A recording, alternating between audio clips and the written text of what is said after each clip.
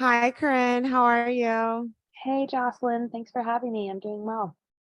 Oh my goodness. I was just saying how I'm so excited to share you with the world, not only your experience in feminine magic and money, but also your business. I'm always saying, well, you're the only client that I know of. So who's like in a container with me with live support, who is a farmer. And you've been in my world for a really long time.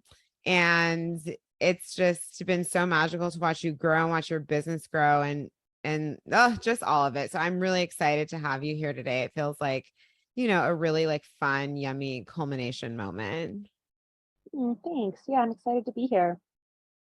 So do you want to introduce yourself and what you do and kind of like the belief system behind your business and just all of those vibes? Obviously, there's a lot of entrepreneurs who come onto my show, but none who have farms, not so far. And so I'd love for everyone to learn about, we hear a lot about just like sustainable farming, sustainable living, and that sort of thing. And you have like a completely not a completely different, but like a more nuanced lens on it and what it means and like practice and how you do what you do and take care of your land, take care of your animals. And yeah, I would just love for everyone to hear more about it. Oh, thanks. Yeah. My name's Corinne McAndrews, and I have a farm and ranch in the Teton Valley of Idaho. So I am like on the far eastern side of Idaho, just less than a quarter of a mile from the Wyoming border. We call this area Idaho. And my ranch is called Late Bloomer Ranch, and we are a pasture raised livestock and flour business currently, and we raise livestock for meat and eggs as well as fiber. And Late Bloomer Ranch is a holistic ranch, so we really look at the ranch as one organism. All of the animals, the plants in the pasture, me, my husband, my daughter, all of our employees, it is one thing. And when you view a ranch or any enterprise that way, it really changes the way that you make decisions. I think looking at livestock transactionally and even plants transactionally really takes away so much of the magic and also creates some of these problems with animal welfare and the degradation of land overall because we're just looking at it as like a dollar sign. And of course, businesses need to make money. I love money. That's why I work with you, Jocelyn. Money is wonderful. But when we are exclusively seeing things as a means to an end, we lose so much of that, you know, um, frankly, mystical experience that comes from working with the land and working with animals and viewing myself as part of this fabric. So everything that we do with an intention to serve the whole. Of course, we're flawed and we make mistakes all the time, but we're always learning in this very, like, I call it a receptive posture. Like we are open to learning from the animals and plants that live here, instead of trying to like kind of enforce our will upon them all the time. And that is what makes our product, I think, taste better. It makes our animals happier. It causes us to pick things based on their beauty and their ruggedness and their ability to raise their own young. So it has many different layers in that one view. It's just so beautiful. It's like you're bringing to farming, ranching what I desire to bring to business and money, you know? Right, right. Yes, there's another way to do it. Like you don't just have to constantly push, push, push, control, control, control. Yeah. And it also ends up creating like a better product, like just for humanity, and I know I'm always saying to you, like, it feels so mysterious when you're out shopping for meat, eggs, etc. I know things say pasture raised and whatever, but even when I'm at the butcher, I'm like, I'm sorry, what is this? Where did it come from?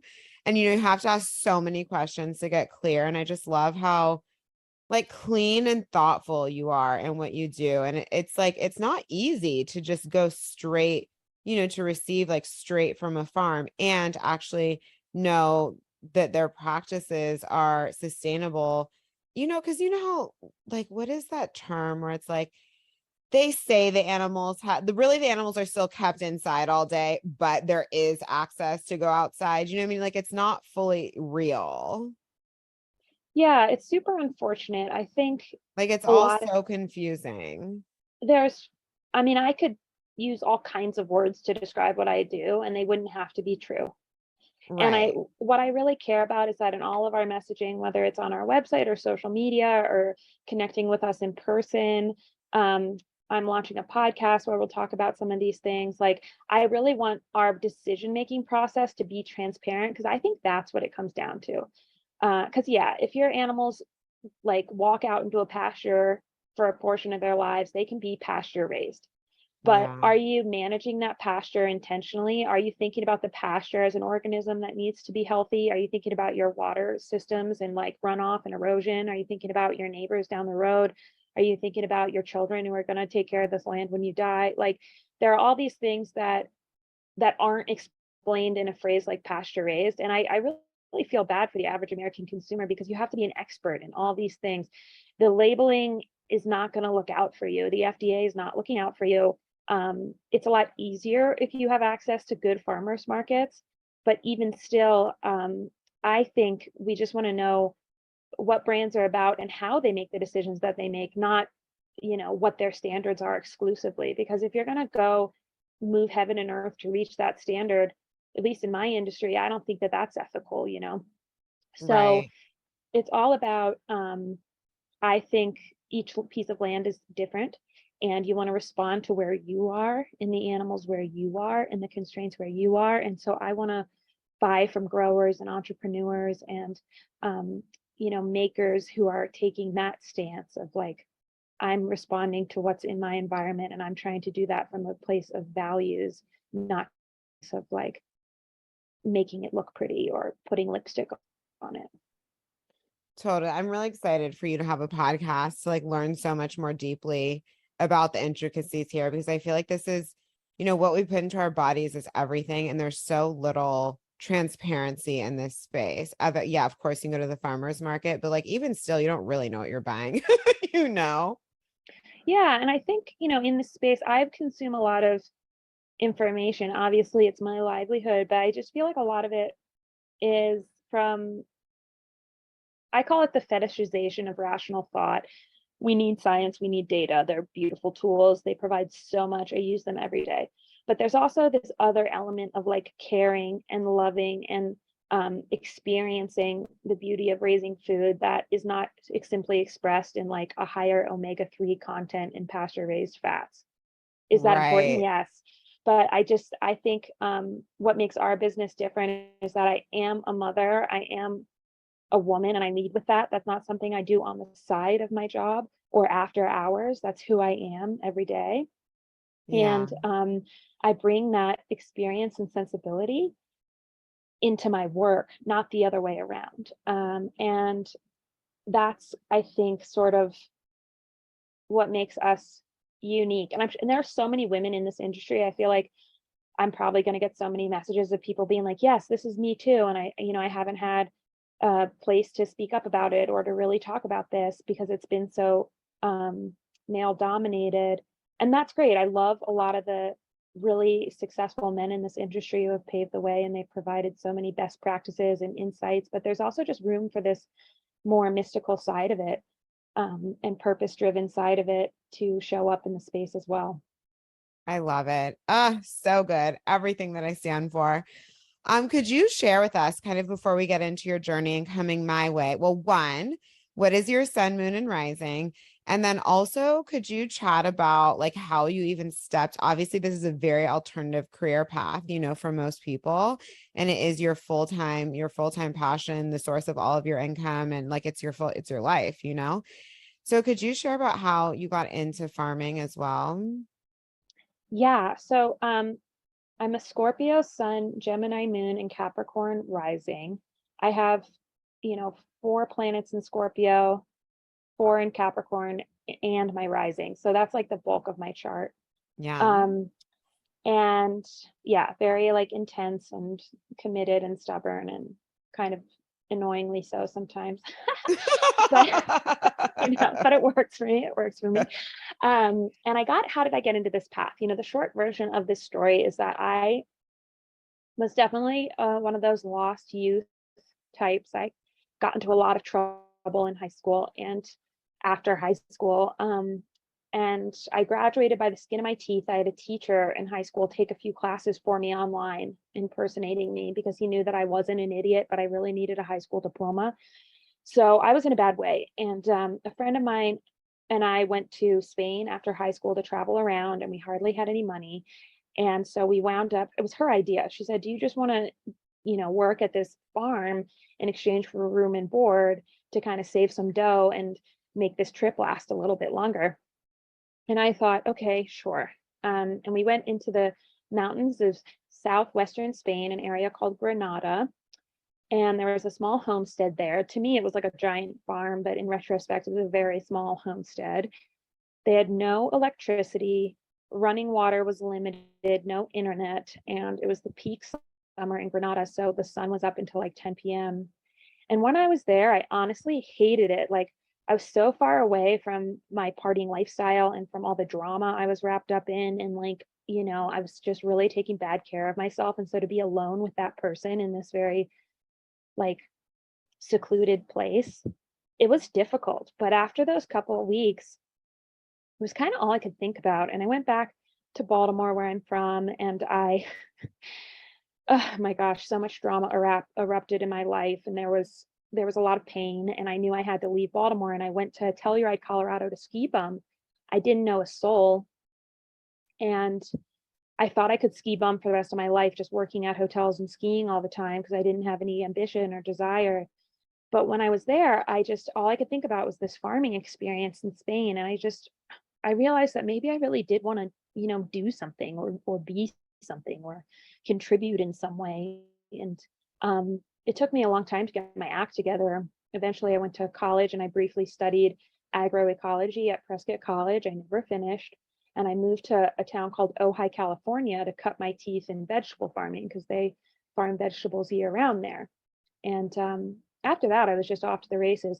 I still had a bunch of messes in my personal life and a horrible relationship with my body and just terrible health impacts that were happening. I was vegan at the time, but I just became like really interested in growing food and working with the soil. And, every year that I did it, I just got deeper and deeper into this kind of beautiful cycle that I couldn't understand, but I could see it working. And I've never looked back. Oh, I love it. The twists and the turns. Yeah. It's just Oh, like, yeah. it's always full circle. And it's like, God, if we didn't have to bring so much drama to the path, you know? Oh my, yes. Yeah. Well, and that's really one of the major gifts of farming, Jocelyn, is it will humble you. If I'm you grow sure. the perfect tomato this year and you every single day and you captured every single bit of data that was able to be captured, and then you set out next tomato season, like there are no guarantees. You could do it the exact same way and have a horrible tomato crop. Like, you just have to learn how to go with the flow sometimes and how to read what's happening. And that's how we got to industrialized agriculture. Is we lost sight of that. We thought, well, why would we endure these changes or these unknowns or the uncertainties when we can just put animals inside of concrete buildings Oh, and inject them full of antibiotics at all times, even if they're not sick? Like, we could take their teeth out, we could cut their tails off, we could do all these things so that we wouldn't have to deal with what might happen. And yes, with that's very human life. efficient. Yeah, right, right. It's just like you said, it's what you're trying to do with business. You're trying to bring this element of mystery and receptivity and joy back into business and take it out of this like Excel spreadsheet mentality. Totally. I love this. It's so beautiful. So you have been in a few different places in my world, and Mhm. most recently inside Feminine Magic and Money, the mastermind. And I know you'd also done the cohort previously, right? I mean, think right before we started FMM. And I'd love to hear kind of where you were at in your life, business, with money, relationship to self, all the things before you started FMM, and kind of like what made you go like, okay, yes, this is where I want to spend the next 5 months. Yeah, and so it's interesting, and I wonder if any listeners can relate to this, but I feel like I knew I needed to be in FMM long before I actually joined it. And so I joined other containers instead because I didn't want to do the work in FMM. Like, I wanted to pretend that it was just an issue of me not understanding this or not understanding that in business, when really it was like much, much, much deeper. and coming from a place of being fully resourced in myself. But of course, that was scary. So I sort of like wanted to flirt with other things before I really committed to FMM. And when I did commit and when we started, I was in a bad place. I mean, I had been, not to be excessively dramatic, but I had a very painful miscarriage that lasted over 60 days Mm. of bleeding. And and it was a hard time. It was winter here, the days were short, and I had a lot of work. So my work happens every day, right? Especially with animals, I can't just clock out and leave them in the dead of winter without food and water. And so I felt like I was in this place where I was really, really tired. My body was physically struggling. I was emotionally dealing with the loss of a baby that I had wanted. And I had to like run my business. And I wasn't dealing with it well. You know, I think if that happened to me today with the tools that I have now, I would handle it in a much different way. I would be reaching out for more help. I would be extending more love to myself during that time and honoring my own cycles and, um, you know, working with some of the practices and meditations to help comfort myself and provide that nourishing baseline. But when I started FMM, I wasn't in that place and I was trying to power through it. It was hard on my marriage. It was just exhausting. And I felt like every ounce of energy I had was going to treading water and being a mom and running my business. And then I had no energy for myself and no energy for any like joy in my life. Yeah. I mean, it's a Um, lot. You have the farm, you have your relationship, you're a mom, you have yourself. And like you said, like your business isn't one where it's just like, okay, I'm plugging out of social media. You have how many animals do you have? 250? yeah, a little bit more than that. Yeah. I mean, this, I'm like, I think most people cannot even conceive of this. Right, right, and for a ranch, I'm actually a lot smaller than I would like to be, but exactly, and they're not just anonymous numbers to me, you know, Yeah.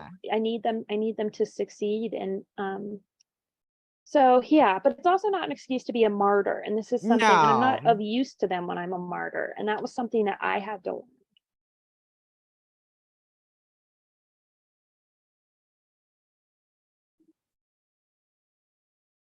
One sec. Okay, sorry, we had a little tech thing. So you were mentioning that you felt really trapped in martyrdom, but obviously it's not Mhm, of service to your animals or to your life or to yourself. mhm. So, okay, I love this. And, I don't think it's dramatic at all. And you'd be surprised, even if someone has, different kind of business, etc., how often women find themselves inside this experience where you're just like hanging on by a thread and you're like, how this is not sustainable.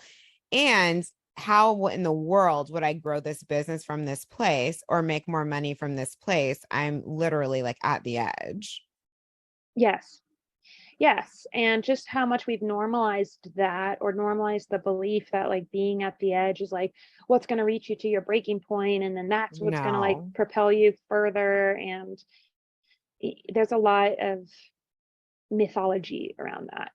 Well, no, all it's going to lead to is like collapse to the floor and you wanting to burn it all down and just being like, how is this my life? Like there has to be more available?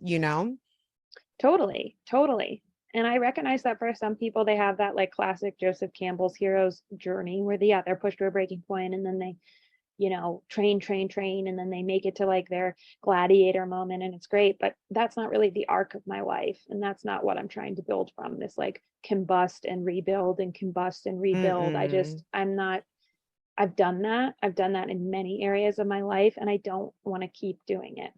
It's exhausting. I mean, this is the sustainability piece, right? That I'm always talking about that I feel like is so important. Like, we don't need to always rock bottom out to rise. Like, we get to have a building experience with money and with life.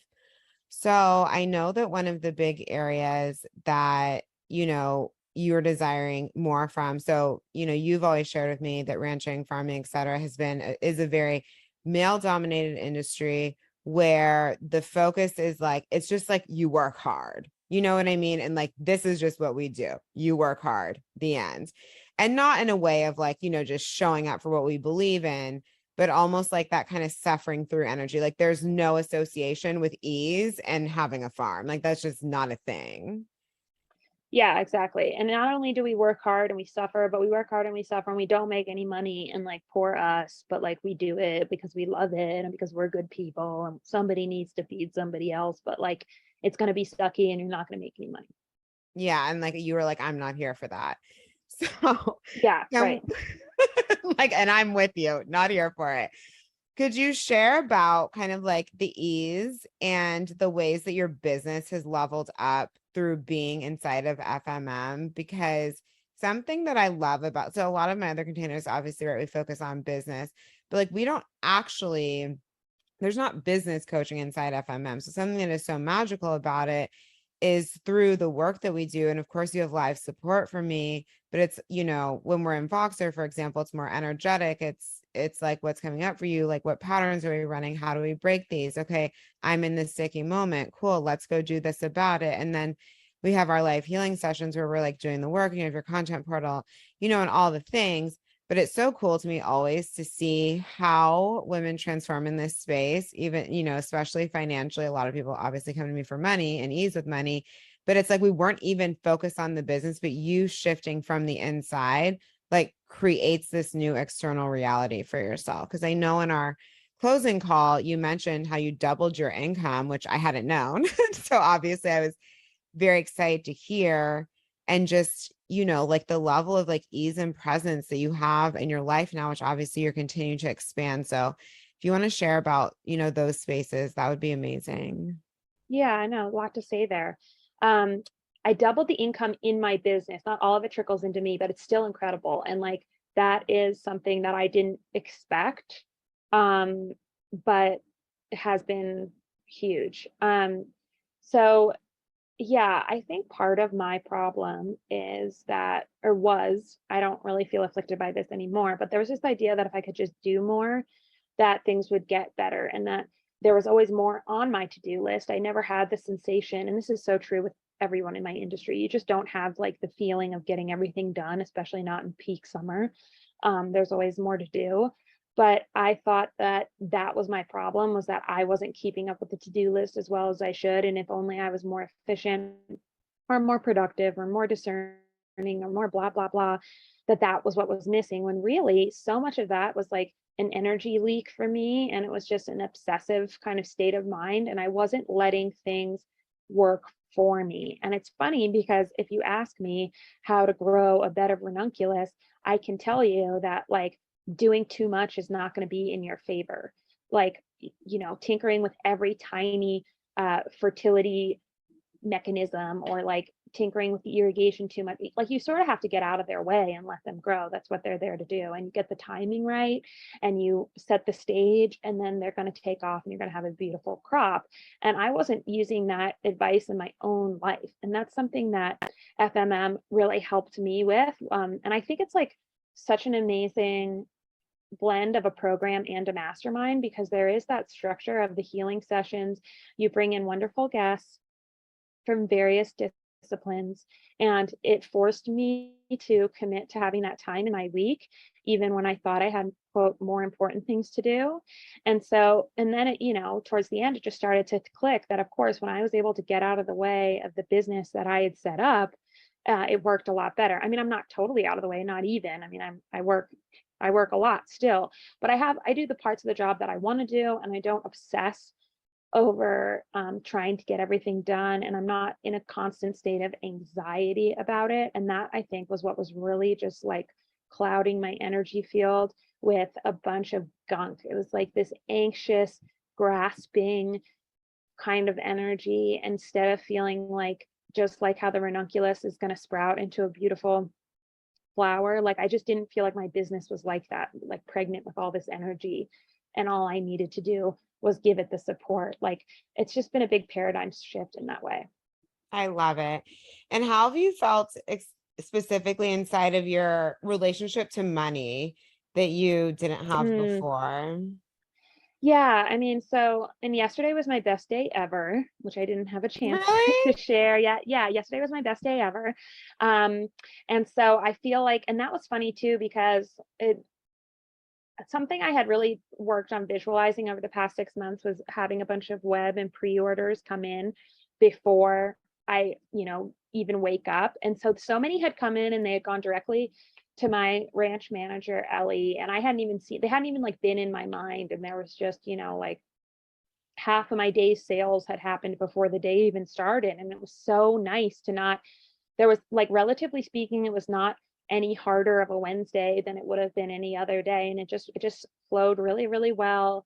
My husband helped with my daughter. They both came to the market with me. It was a fun day. Like and it didn't require much like pushing or planning. And so for me, learning to trust that that's how it is normally, Mm-hmm. and that me like freaking out about whether or not there's going to be enough eggs for sale to get to the number that I need to get to, it's not useful. Yes, there's some basic level of planning involved for sure. Absolutely. Farming is a lot of bookkeeping and accounting, and you got to keep your costs lined up and like understand some what's happening in your business. I'm not advocating for putting a blindfold on, but I was taking things to such a level that I had convinced myself that I couldn't have success until my accounting and bookkeeping were perfect.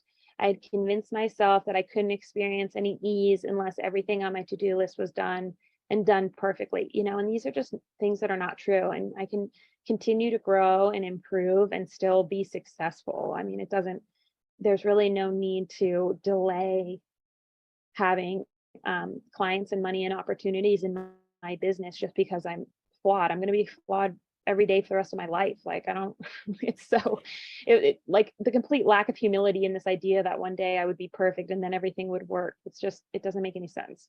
It doesn't make any sense. And it's not even that you're flawed. We're just human. And it's Yeah, like right. Yes. we're wanting, and like businesses are living, breathing entities. You can be making $10 million a year, and that person will tell you, like, oh, yeah, well, we're still working on this behind the scenes. We're working on that behind the scenes. We're optimizing this, we're optimizing that.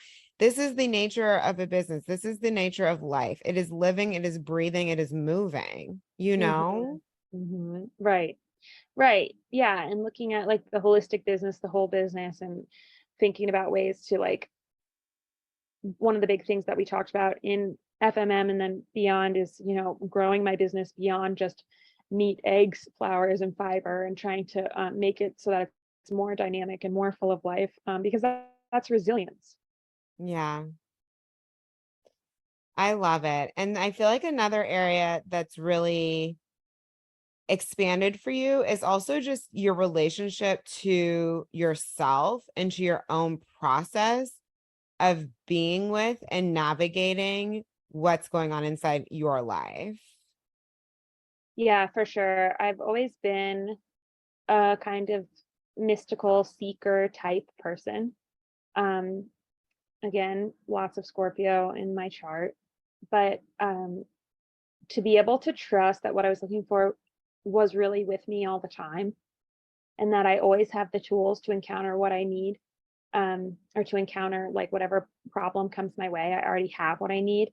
That I would hear people say things like that and I would adopt it in my brain, but to really work on the embodiment side of it and understanding that I am well resourced and I do not have to freak out because if a problem is happening, that means that it's something that has a solution. And it's not about me logically knowing everything all the time or carrying around the perfect first aid kit. It's about just like letting go and letting things happen and trusting that I'll have the ideas that I need to have, or the person will walk into my life who's there to help, and letting myself be seen that way, be seen as not having all the answers, but still being confident and connected and calm. And it's enabled me to ask for more help and receive a lot more help. I'm just that person who's always like lucky getting the right person to randomly show up at the right time who knows exactly what I need. That sort of thing happens to me. And it doesn't happen to me because I'm like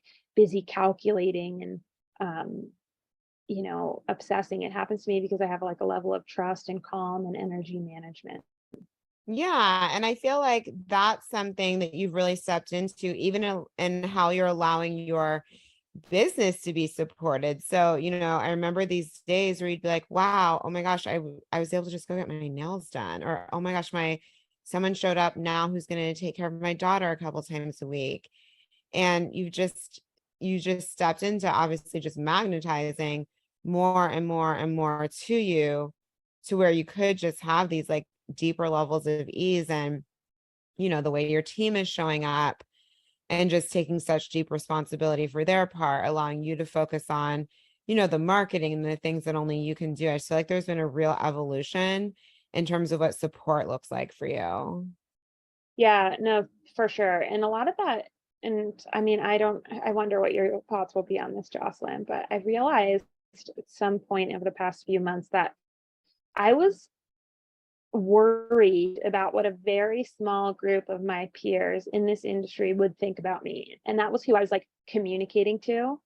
Yeah. That was like my source of validation instead of actually communicating to like my client base, right? Yes. Right? How funny. And so there was this idea that if some people who did what I did or did something adjacent to what I did thought that I wasn't working hard enough, or that I had, God forbid, stepped away from this paradigm of like slave away, break your back, don't make a dime, that I would be worse off. And then at some point I was just like, whatever, like I want to have success and have a nice life. And I want to, my values around land management and raising animals and if I want to be able to have this ranch and raise these creatures and connect with my client base, like I need to make money. And so I'm going to go do Literally. that. I'm going to Yeah. go do that.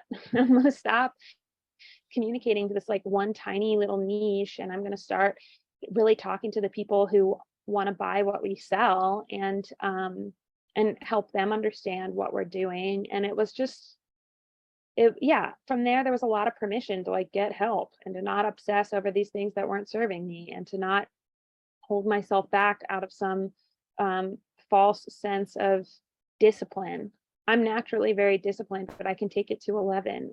And I do better when I have like more spontaneity, the permission to take a nap at lunch or whatever. I hear that. I have a great work ethic too, and I'm recording with you from bed and took a nap before this. Like, Right. Right. why do we need to be tired? Like, there is just nothing gained through being tired and exhausted. And like, why can't you take a nap or get your nails in the middle of the day? Like, who is this impacting? Everything else still gets done. Yeah, right. And then if it's really so much to do that I can't shower every day or like take a nice walk or be present with my daughter, then the to-do list needs to be changed.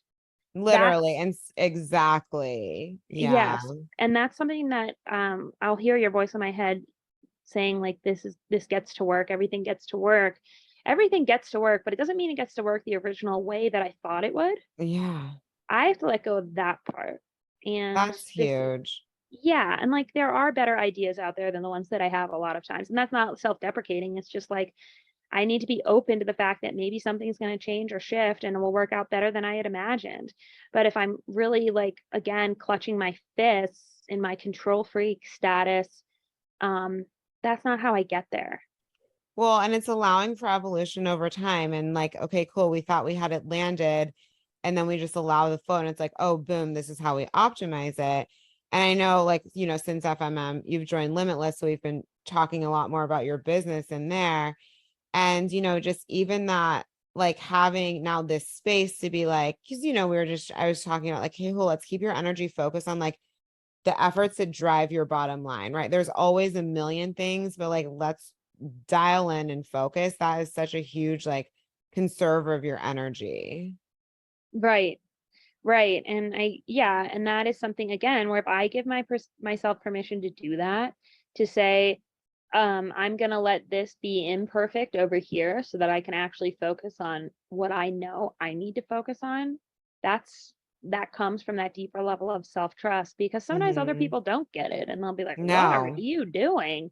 You and yeah, it's not for other people to understand per se. And I like looking at this whole thing as an experiment. Not that I know it will succeed. I know ultimately the thing will succeed, but the little bits along the way, being able to receive feedback and redirect and take accountability of what's happening real time, that's all been very useful to me.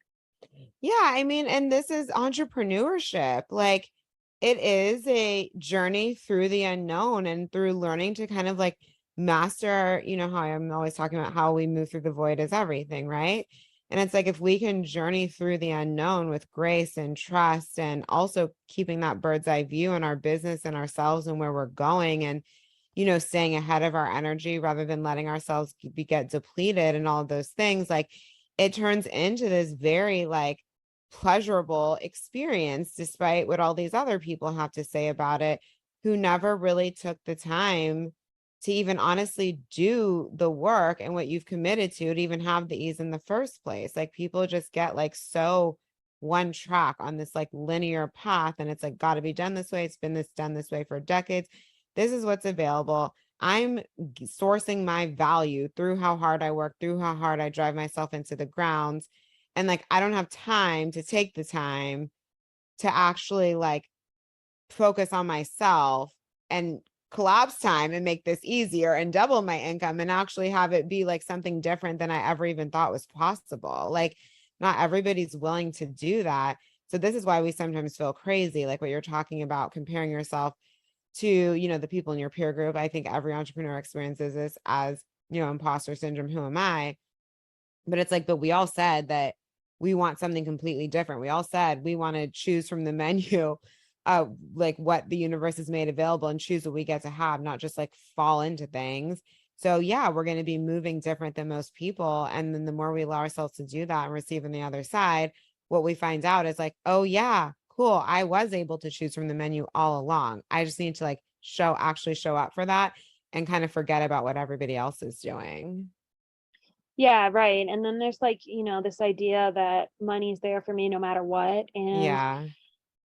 but I also have to be there, I also have to show up too. And so like, and it's not showing up with overwork, it's not doing all those things that you were just talking about. It's actually showing up with what I know I need to do. And sometimes that's taking a nap, and other times it's writing a newsletter, and other times it's, getting out there and fixing a problem or helping someone on my team. Like it really isn't there's no playbook.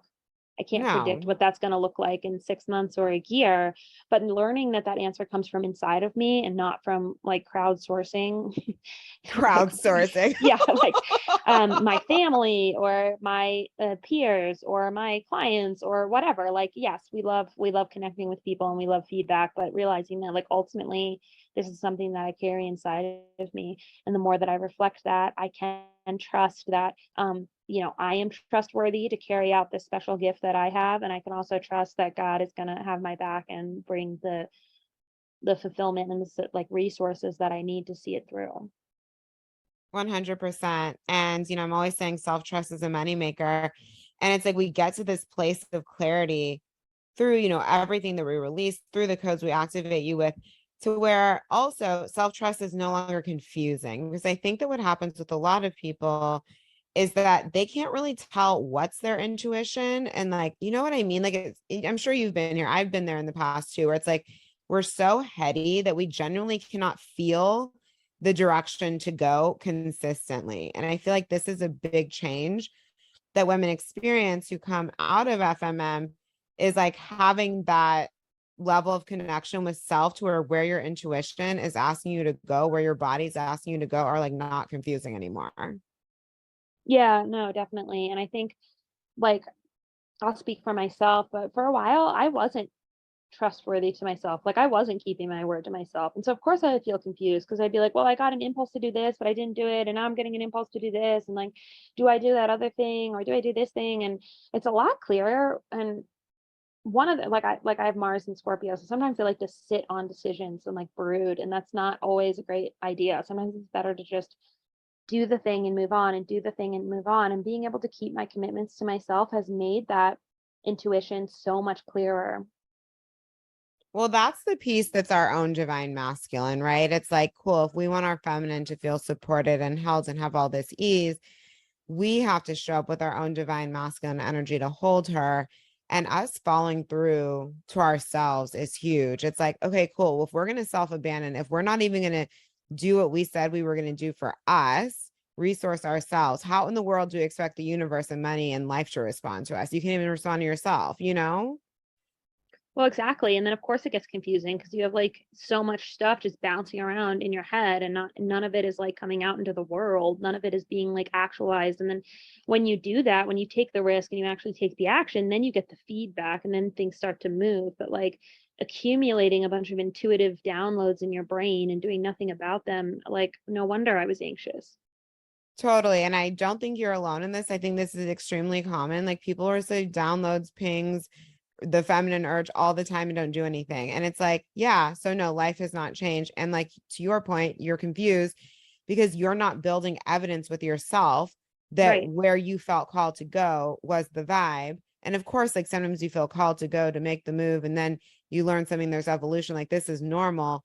But it's like we have to be willing to walk out what is coming up inside of us to actually start dancing with the universe. And by the way you're moving now, no big shocker to me that, you've doubled the revenue and month over month revenue inside your business, that you just had your biggest day ever, because it's like you're now walking out what it is to be like a woman who is just so in touch, right? And of course, like I know we're focused on more businessy things now too, but it's like there's just so much space and like I love this because when you build and allow your business to build, and I know I keep telling you your business is going to double again. I'm like very sure, very, very sure.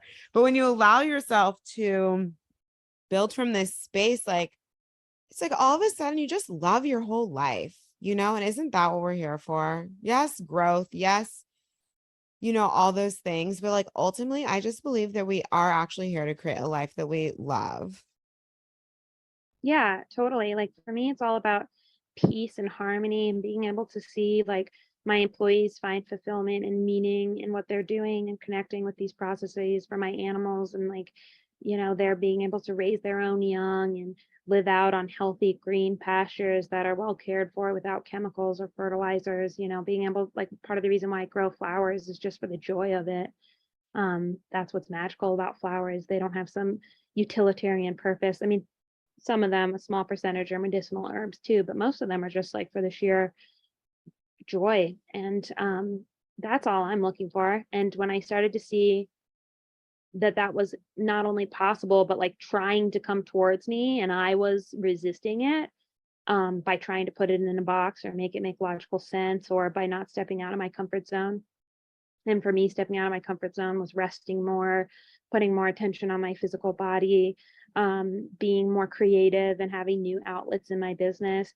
Those were the things that I was afraid to do. But when I started doing those things and I started realizing that like the natural default setting was for money to come into my business to support this level of like engagement and peace and harmony, yeah, things started to really change.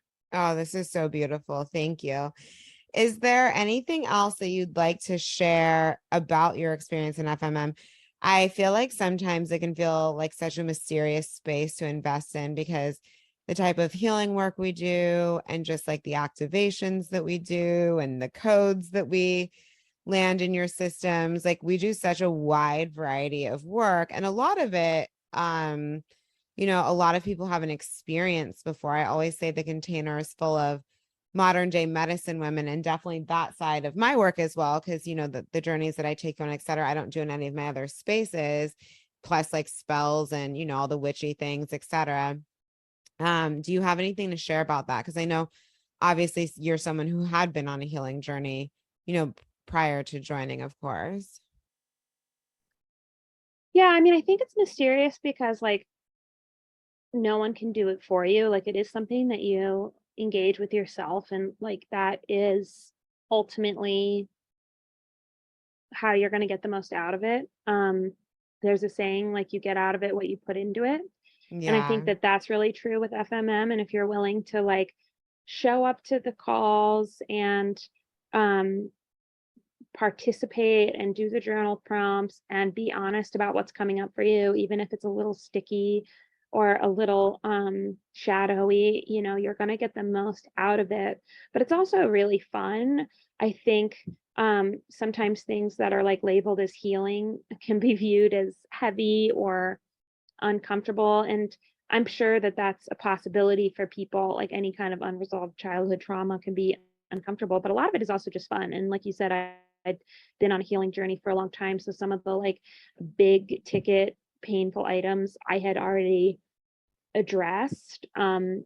So by the time I got to FMM, I was really trying to reconnect to my body, reconnect to a sense of joy in my life, reconnect to love with my husband, and just love for my life and all of its forms, you know, whatever it looks like, just carrying that sense of love with me. And so for me, a lot of the reconnecting with my higher self or the higher timeline activations, even like inner child stuff, it was all a lot more joy centered. So for me, it was fun. It was fun to get on the calls, to meet with your guest experts, to try different perspectives and tools.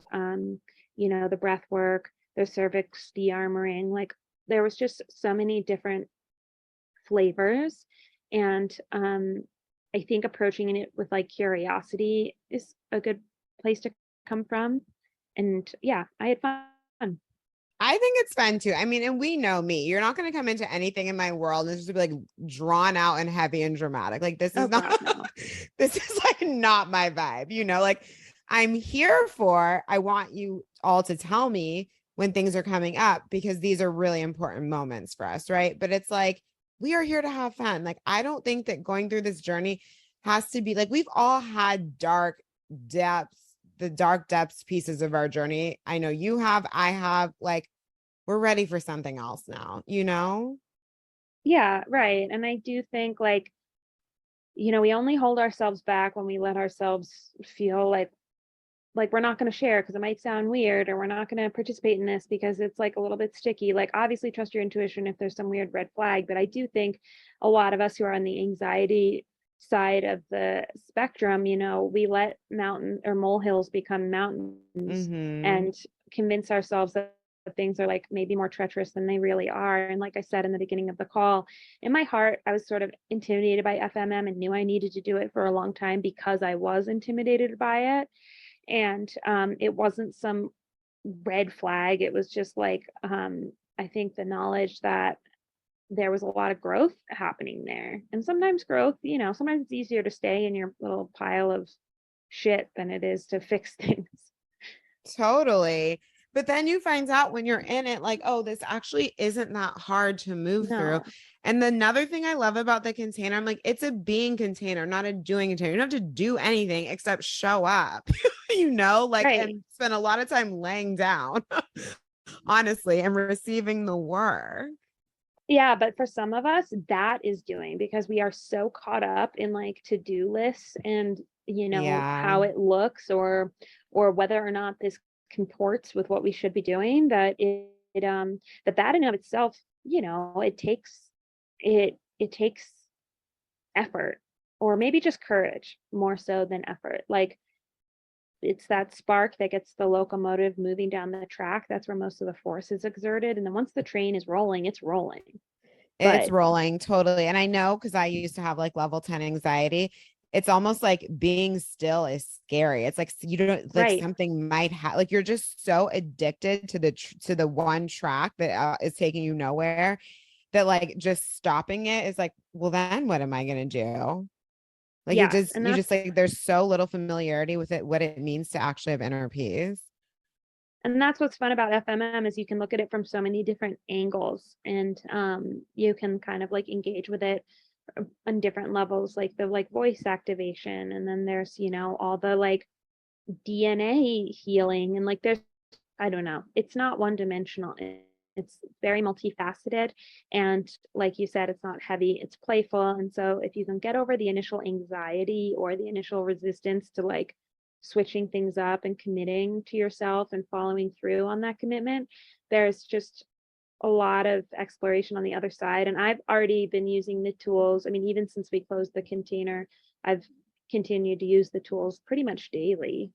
Oh, wow. I love to hear this.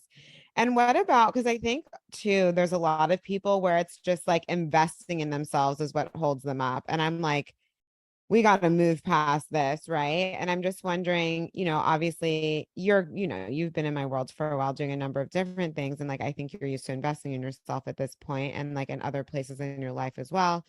But what would you say around that fear? Because I feel like people use that fear to literally just like block them from what they actually want. And it's really does not serve well. Yeah, so I've been on all sides of this. I don't want to call it an issue, but this like concept, investing in yourself. There have been times that I've just been too afraid to invest in myself and I didn't want to do anything kind for myself. And I was just basically in a downward spiral, plunging towards my own obliteration. Then there were times that I was like, thinking I wanted to invest in myself, but scared, but like tiptoeing around it, but not getting any results because I was tiptoeing around it. Then there were times that I would go ahead and I'd invest in myself, but then I'd be chicken shit and I wouldn't get anything out of the investment because I wouldn't go and make these changes that were big for me, like the ones that we talked about, learning how to, Yeah. take care of my body and rest more and say no and ask for help. These were the things that I didn't want to do. And so I kind of kept playing the same program, thinking if I threw money at it, it would be fixed. But then But that doesn't I work always talk either. about this. You have to show up for yourself on the other side of the investment too. It's not just about moving the money. Yeah. Yeah. And so, like, for all those people who are listening who think, well, I want to have this big, great life, it's like, well, do you? Are you willing to like actually do the things that scare you to get there? And if the answer is yes to that question, then like, don't hold yourself back by not investing in the support that's going to get you there. But if you think that like simply like money is what's standing between you and what you want out of life, I don't think that that's true either. I think that there's a level of like being fiercely committed to where you want to go. And something I can't remember if this came from you or where this came from, but something has been in my head for the past couple months. Whenever I feel triggered or scared or whatever, I just ask myself, like, is this the fear that gets to run my life today? Is this the fear that I get to like give up everything in the name of? I mean, really, really. I'm Yeah. afraid for people to like look at my face, so I'm going to let my whole life, disappear before my very eyes. No, sorry, goodbye. So if you're at that level where you just are ready to meet yourself and persevere regardless of what comes up, then like, yes, make this stupid investment and get a massage and drink some water and it will be fine. I know. Oh my gosh. And like 5 months later, even immediately, as soon as we start, you're gonna be like, I'm so happy I'm here. Like, trust me. Yes, exactly, exactly. But I also think that there's, this like belief that we have that, if only I had this much money, then it would happen. Oh, And it's about the marriage of yeah. the two things. And that's like the whole principle of your business. Like you need the divine masculine to support the divine feminine, but you need that divine feminine too. And so, like, commit the money, spend the money, call in the money, but also, be ready to do those things on the inside that only you can do and no one else can do for you. Even the most talented coach on the face of the planet can't do the work for you. No, and it's ridiculous. And that, yeah, that's just not a reality that anybody is living inside of. But like, I will say a lot changes when you show up for yourself, even just being like, okay, I'm doing this. This is where Mhm. we hear all these stories of me being like, someone invested and then some crazy thing happens. And that's not always the case, right? Sometimes it takes actually getting in the work and people are on different timelines. Like while someone else may be inside a container and they're doing a lot of deep emotional healing from things that aren't processed, and someone else is like making $1 billion because that's what they're ready for. But what I know for sure is like everybody jumps leaps and bounds from where they started in this container. Yeah, and you can't like hopscotch over the healing part. No, and people come in with having done various, differing degrees of. Right, exactly. And I think and that was kind of me thinking that I could hopscotch over the healing part, and that's why I was avoiding it and just thinking if I was like better, air quotes. Um and At getting stuff done. yeah, Things would be exactly. better. Right. Or maybe my products would be better, or maybe my marketing would be better. But of course all that marketing reflects what's going on in me. And if I want to have a Totally. business that's built on values and built on transparency and trust, then of course it's going to like show all my weird dirty laundry. Like duh. But I didn't see it that way. And a lot of us perfectionistic types, we're slow to the party there. Well, it's just fear. It's like, what are they going to find out? And it's like Mhm. nothing, that they Mhm. love you, that you're Mhm. amazing, you know. And if they fight, if they don't like it, moving on, like we don't care, but perfectionism is, I mean, a lot of people suffer from this. I would say I have high standards, but I'm definitely a done is better than perfect. I just don't have Hmm. energy at this point. Was I, but I used to do it to myself more. Like I think I've been pretty good about in my business about like get that shit out the door, have high standards, cool, it's beautiful, it's vibey, and like creates great results. Like let's go. I think I'm strong there. But for me, what it would have been more of was like just in my relationship to myself and how I was viewing myself. Yeah, right, right. Yes. And of And it course, was like, so tiring and painful. but I'm sure it did show up in your business that like, I mean, or it's probably just a lot easier for you to show up in your business when you have this much healthier relationship with yourself. Like maybe you were like It getting away with is. it or like compensating well enough, but like the results are obviously your results are growing all the time, and that's got to correlate. Yeah. I mean, and I think, everyone else in my world, once we really get that piece, starts to see it too. Cause, people can really get stuck in perfectionism for a while. And it's like, we've just got to let that go. Yeah. So, of course, it's changed my business. If I think back to, let me see, like how I was when I started and where I'm at now, like, yeah, of course, I was like doing well financially, but it's like not just about that. It's like how you feel. Like, I have so much more inner peace. Like I'm just Yeah. so much more. Granted, I started my business in 2020. It was like kind of a dramatic year, just in general. Wait, what happened in 2020? Wait, That what? was like all the Black Lives Matter stuff, COVID. I mean, it I was mean, I'm just like, joking. oh, I was like, did you forget? I'm like, it's okay if you did. Perfect. Moving on to the next era of Oh my life. gosh. Oh my Uh, God. I mean, literally, I wouldn't be surprised if you forgot. I sometimes am just like, whatever, bye, on to the next thing. But no, yeah, it was a very intense year. So some of how I was feeling was just like that intensity. But beyond that, because I remember how I felt and like I was always excited. I was showing up for myself. My commitment level has always been there. Me investing in myself has always been there. But like this deeper piece of the work, like so much of what we do in FMM has paid off. Like I remember I used to have like, and I think I've talked about this in the container. I used to have tension in my chest all the time. I didn't even know where it came from, even when I wasn't stressed out about anything. And it was just like my own unprocessed stuff. And like now that's cleared and I don't have it anymore, or like I would just have like looping thoughts and worries and now I don't, or like I'd say we really know a lot about where we are based on how much negative self-talk we have going on.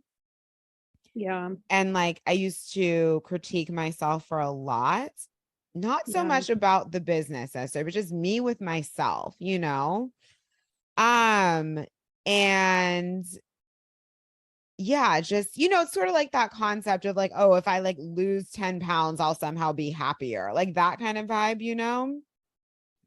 which doesn't make any sense. Not that that's what the story I was playing out, but I think like, when we do things like that, like if we think, oh, if we are in a relationship, we will be happier. And it's like, not really, not necessarily. Like, let's get good with us and then call in these things so that we are actually happy and they feel really good. And I feel a lot more sovereign. I just feel self-sourced. Like it's been interesting mm-hmm, because like I'm calling in my new home. And it's funny because like on the love front, I've never been like this before, but I feel really like complete. I'm like, this is weird. Like, why do you, because before, right, I would have more of this like yearning energy, wanting it, like da da da da. And I spent a lot of my time like in not fantastic relationships. That was more like when I was younger. Um, or just drama in the relationship of love. And my Chiron is on my Venus, so that's money and love. So I was always just going to have the biggest lessons through money and love, and like no big shocker, here we are.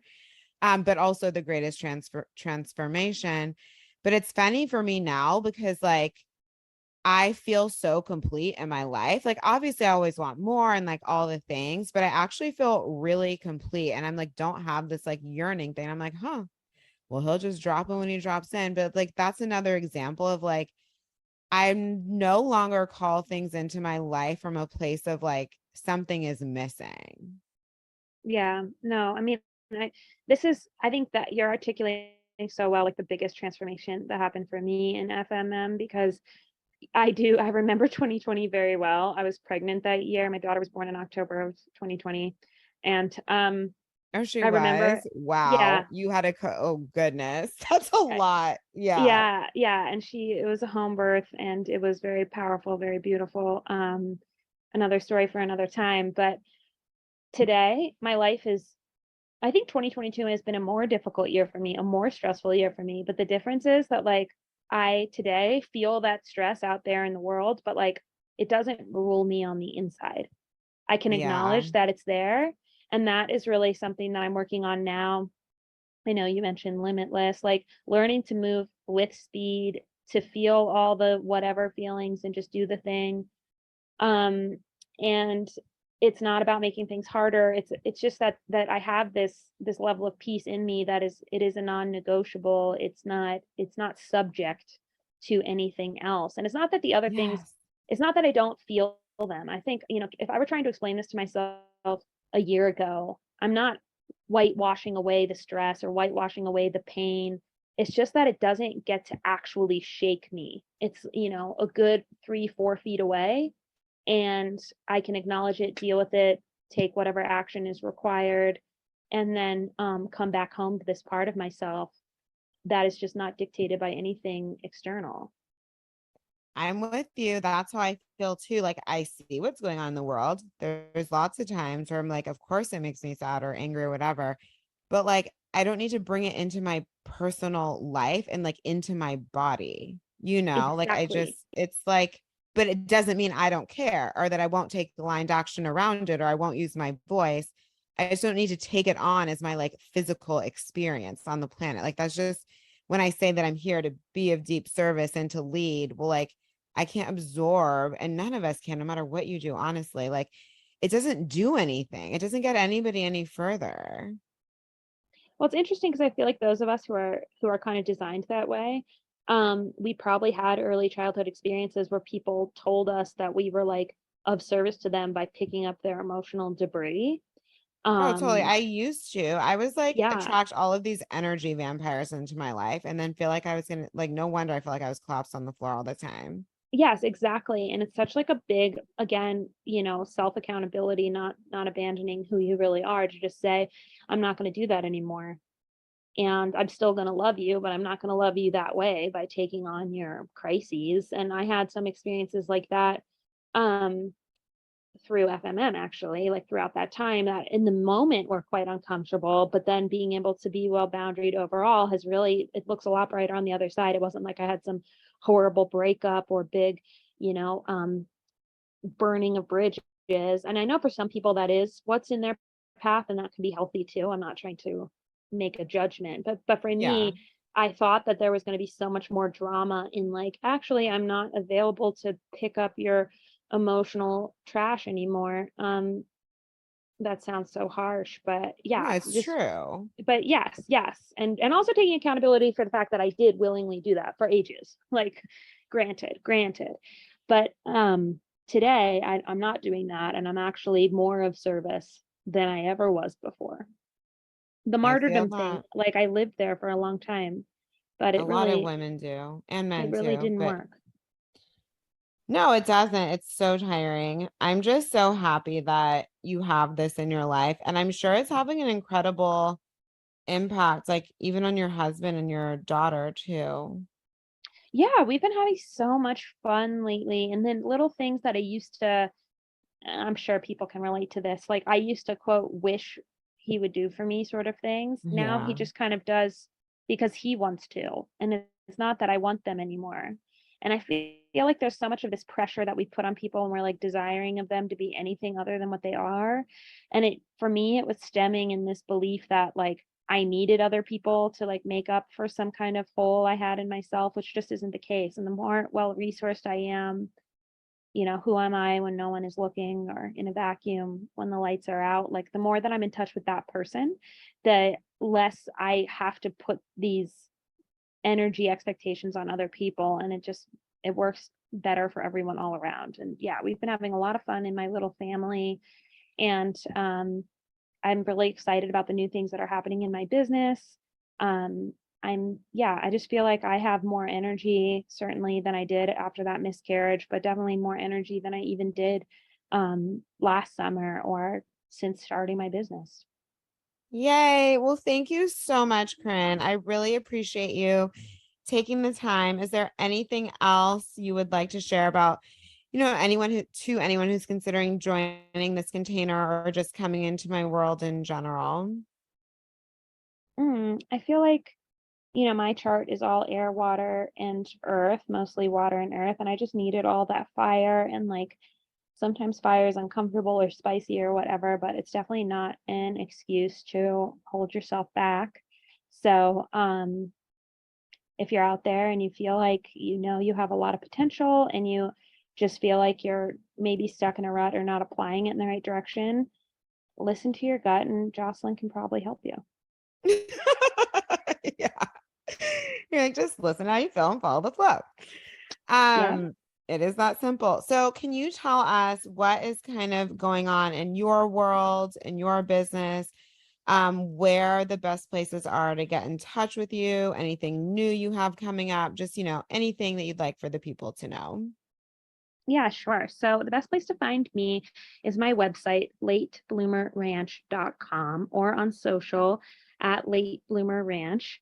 And I'm going to be launching a podcast this fall where we're going to be talking about holistic ranching, but a lot of the underlying principles behind holisticism, everything from like mysticism to music and math. It's going to be very multifaceted, and I'm really excited about it. Again, very much getting into how we make the decisions that we make here, and connecting with that kind of purpose driven, value driven part of the business. And we are also going to start shipping our products nationally this fall, which I'm so excited about. We've sent out a few test shipments from here in Idaho to California and Colorado and some other places. So we're perfecting our packaging and making sure that we can get you these premium products quick and on your table ASAP. And so the best place to stay tuned on that is my newsletter, which is through my website. Oh, this is so good. I'm so excited about national shipping. Like, this is incredible. I cannot wait to order from you. Hmm. And I keep saying, like, and all the other, conscious women in my audience will be too. I'm sure of it. So we will link your links on the episode notes, so your website, your social media, etc. So definitely reach out to Corinne and stay in touch with what she's doing. It's just absolutely incredible. And Corinne, thank you so much for taking the time to share your story today. Oh, thanks, Jocelyn. Love spending time with you. Always.